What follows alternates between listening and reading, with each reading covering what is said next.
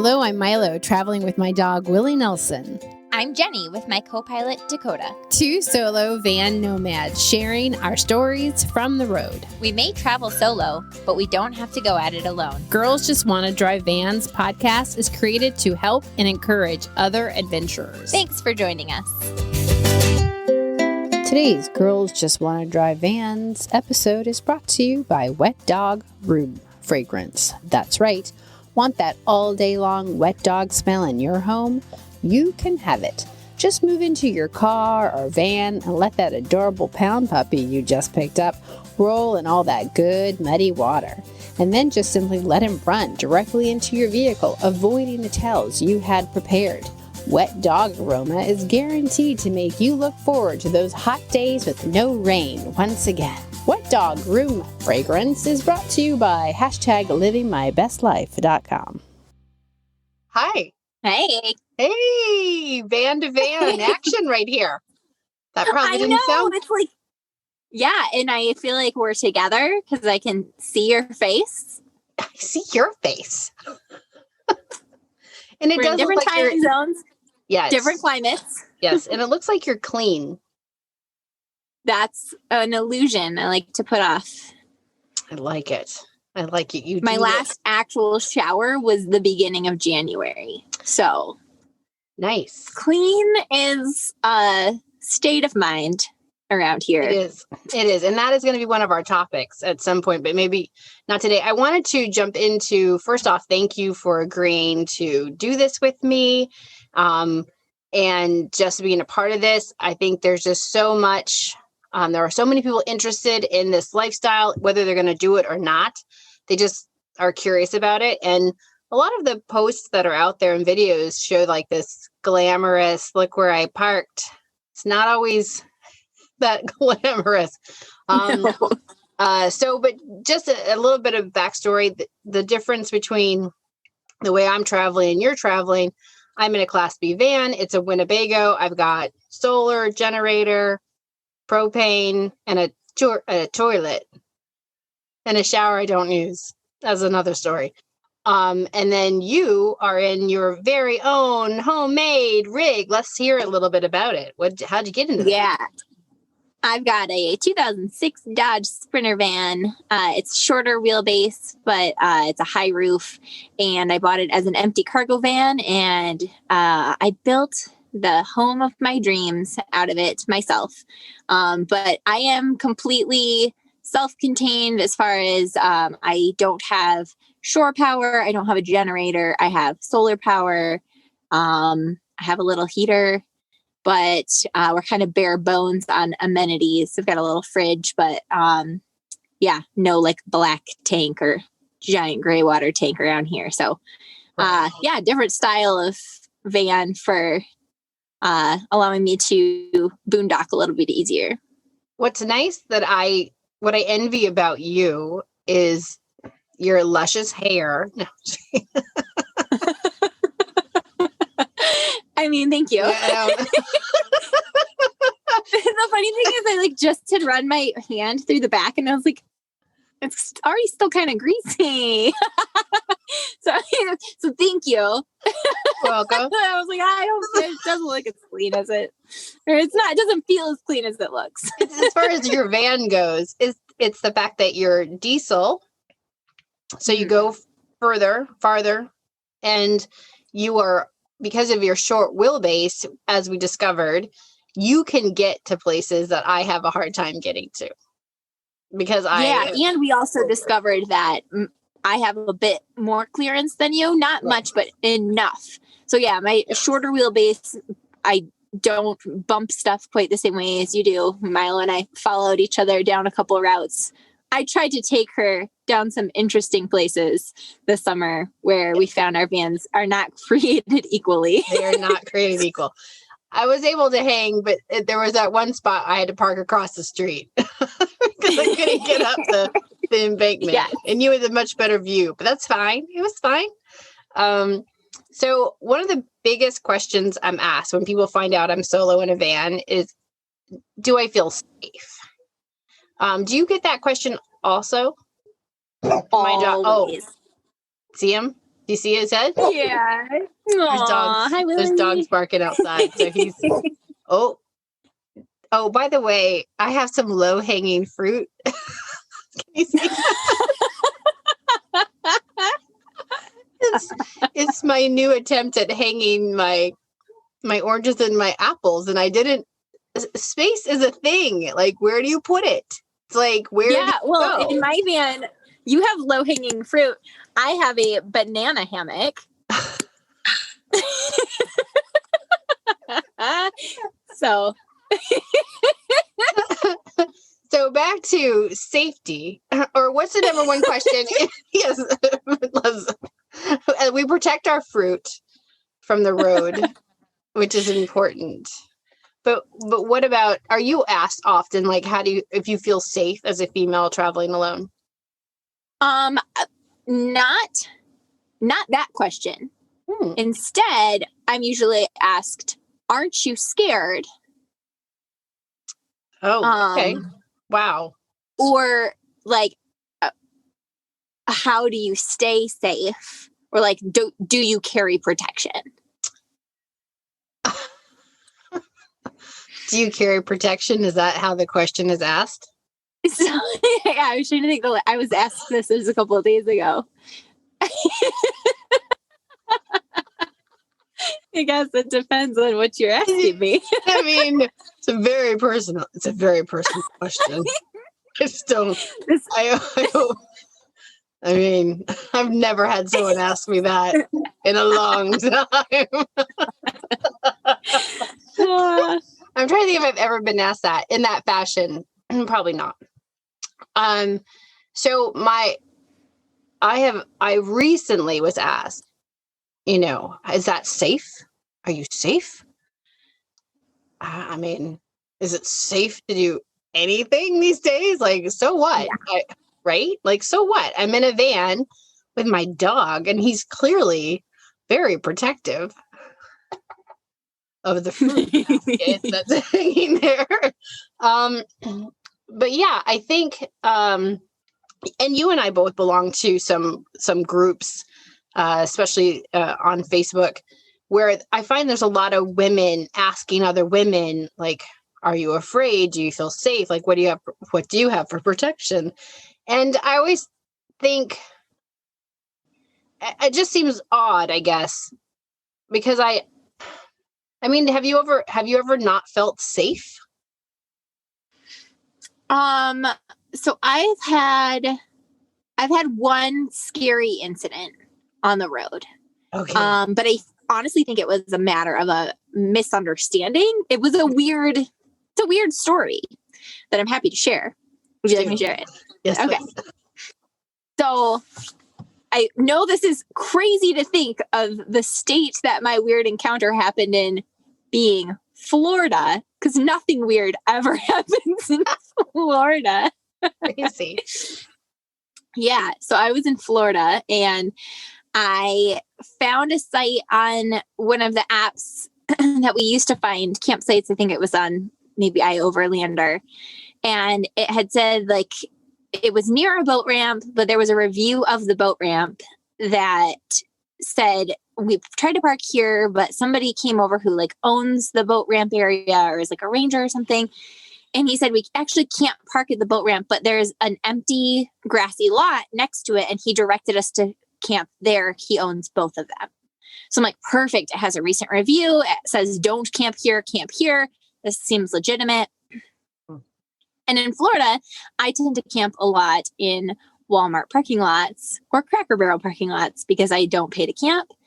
Right. So I was excited to get out of a parking lot. And so I pull into this field. I'm the only person there, which is my comfort zone to be alone. So I'm like all snuggled in with my dog, hanging out. And I hear a guy's voice behind my back doors. Again, I'm alone in like a big field. There should be nobody around. Like, I'm not even close to the road. And there's a man's voice out the back doors, which I was leaning against. And I hear him reading off my license plate. So I figure he's a cop. He's reading off my plate to a phone or something. So I go to get myself up out of bed. I'd had a string of getting cop knocks during this time. So I was like, all right, here we go again.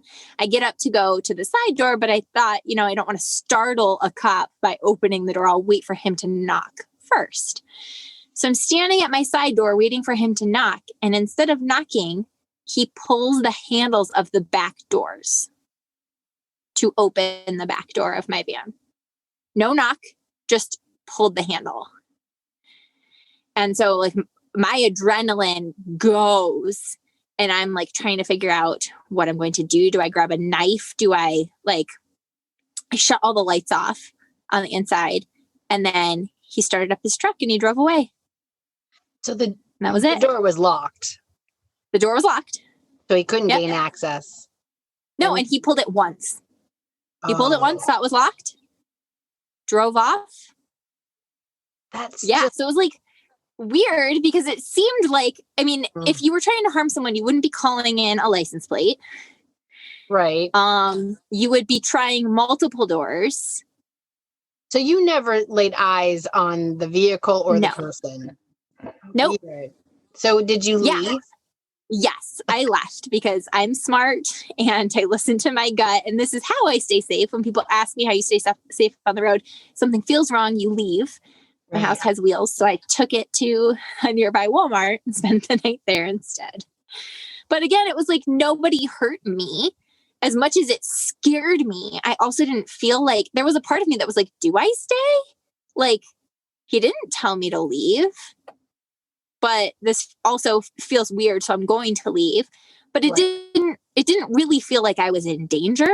It scared me that he tried to open the back doors, and part of me wonders if he just thought it was like an abandoned vehicle and wanted to see if it was unlocked. I have no idea. But that's the scariest thing that's happened, which again is like, I don't think I was in danger. No. No. We don't know because you left. So that was smart, right? You left. You just took yourself out of the situation. There was only one time I left. I was in Texas, of all places. Florida and Texas. What? I was northwestish. I don't know. I found a free place to park. It was a state park. It was supposed to be next to the water, which it was. It was a bit grimy water, but it was fine. At the time, I didn't have my dog, Willie Nelson. Hi.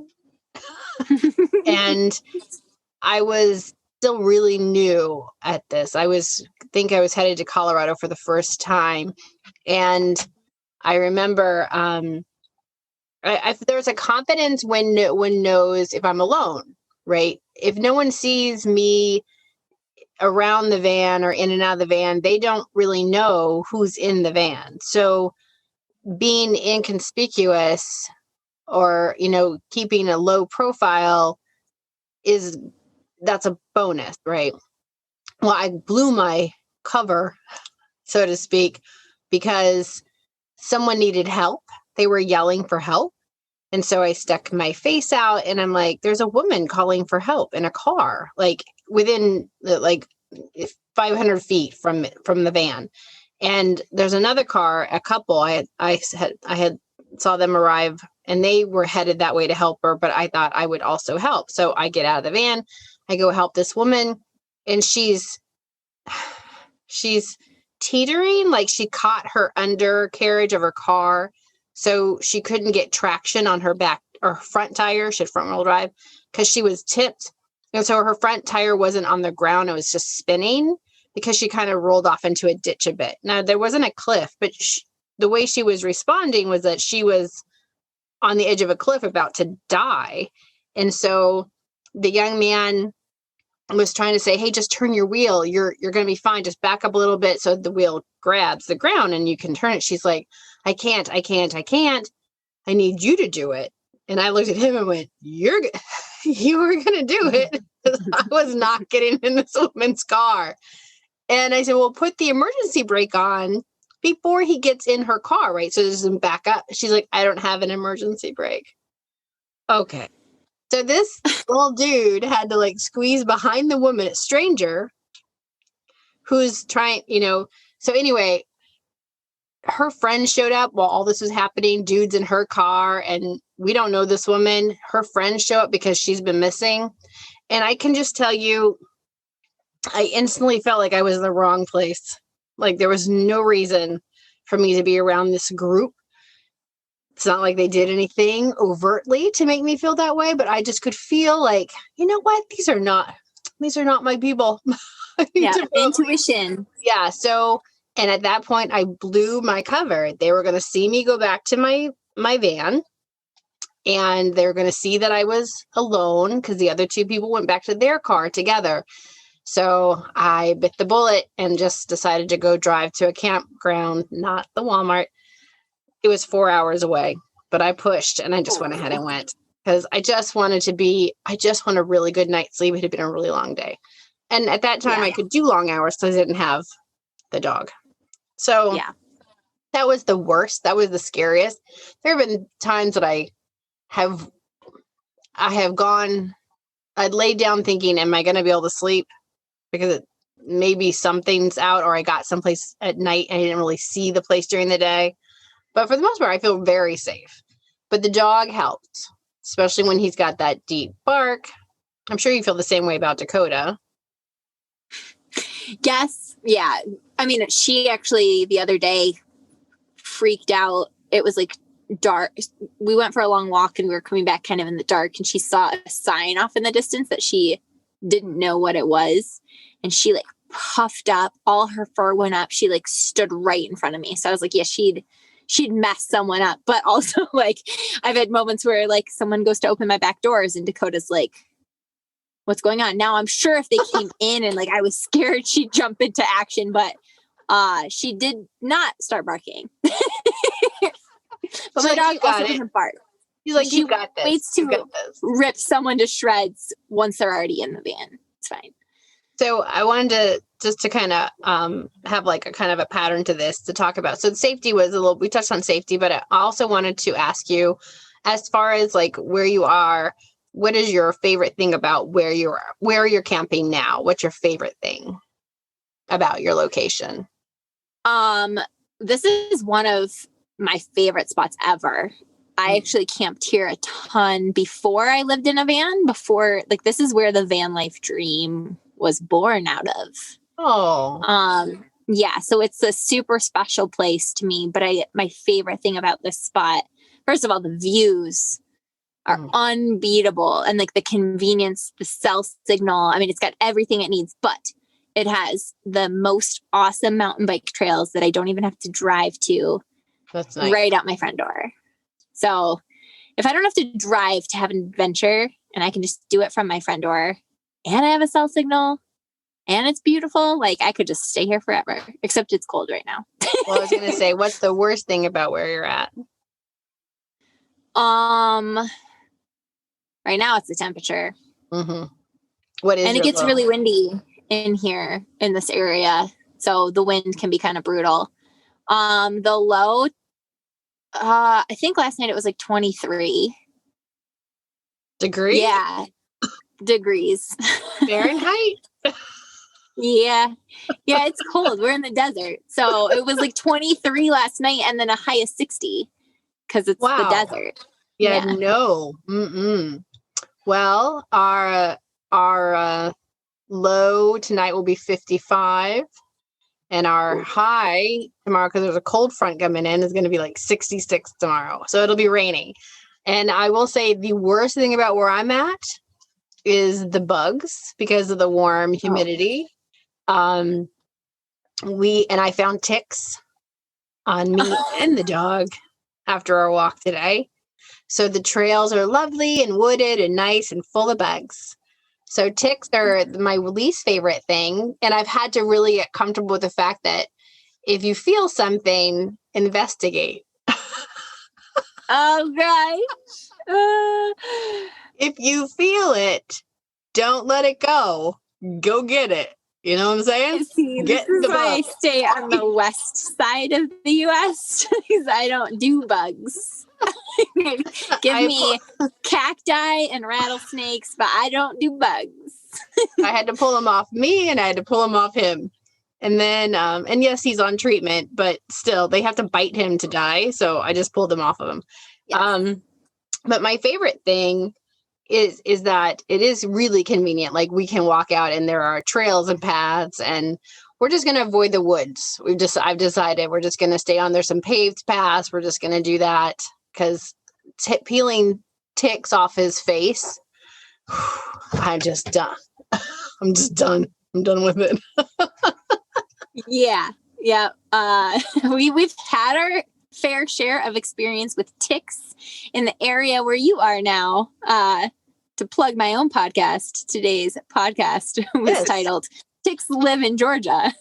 Oh, gross. I wish I'd known that before I got to Georgia. Yeah. I had no idea it was going to be this bad. I had no idea. Uh-huh. Disgusting. No, I wouldn't have thought that's where you'd find them. But yeah. Well, I think this was great for our first Girls Just Want to Drive Vans. This is fun. Yeah. It was fun. This is fun. It makes me miss you. So as we are states and states apart, we'll connect here once a week, and we'll see if we can get this to upload correctly and get more people to, just love Vans with us. Still working on that catchphrase. Still trying to figure out what our catchphrase is going to be. Come love Vans with us. Come bring your own protection. Yeah. It's you. Yeah. BYOP. BYOP. No. Okay. Well, we'll sign off for here, but you stay safe and tick free. And tick free. Yeah. You stay tick free. We'll work on the safe part. But thank you so much. Until next time. Thanks for listening. Coming soon, you will be able to subscribe to receive our newsletter, which will include links to our campsites, items we carry on our vans, and photos from our journey. You can also catch Jenny on her podcast, Adventures from the Van. Or tune in to Milo's podcast at Milo Talks. Thanks for listening, and just go do and see everything you can in a safe way.